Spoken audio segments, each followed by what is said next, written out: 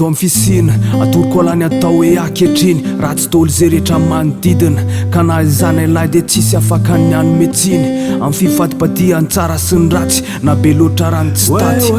firifiriny fitsarany naveny manodidina mahatsiravina hoe nerinay tanora ankehitriny miankina amin'ny fandorana ravina hoe zay ratsy lalany izorana hoe zay mahatsiravina dia hitarainakiny eo amin'ny tany sy ny volana fa eo amin'ny fiainana renona tsoka eo olana mampiondrika neny mitazana satria ny tsara rehetra tsy manjary ny fialara mitraka tsy fitiavana n'indro mijoro reny lafy ratsiny amin'ny fijery manakely nery zay fa elany nanomboka very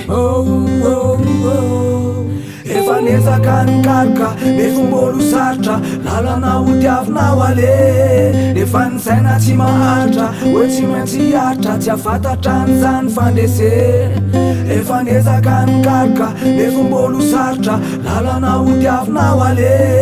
nefa ny saina tsy maharitra hoe tsy maintsy hiaritra tsy afantatra n'izany fandese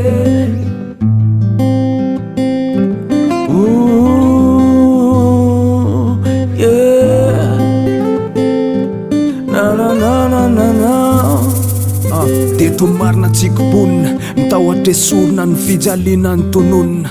asehoako an'lahy eto fanratsy rehetra efa nitoetra tsoa esorina avadipadio ny rivotra dia hokobolahy fefa elan'ny simba ny fiarahamonina misy an'lahy dia aloha mionina amin'ny fametrahana ny natoloha paradisa kely foronina fendrika ivelany sisa mahaolona bereo famaizana bereo iangarana bereo very anatin'ny aizana bereo miandry azavana kisarisary pasambarana fa mifony tsiraray efa elany zatra tsy nandray fitiavana efa elany tsy mifanatony efa elany tsy niavana fa mironany ny fitetavana fafiny amin'ny samy ratsambatana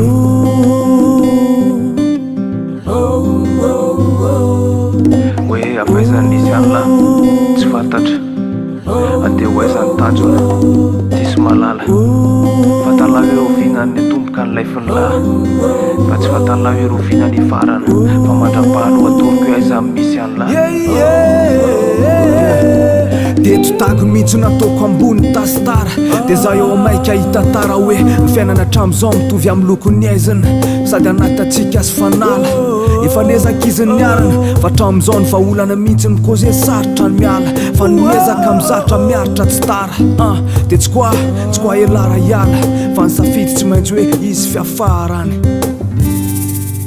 efa nezaka nikaroka nefa mbolo sarotra lalana hodiavina ho ale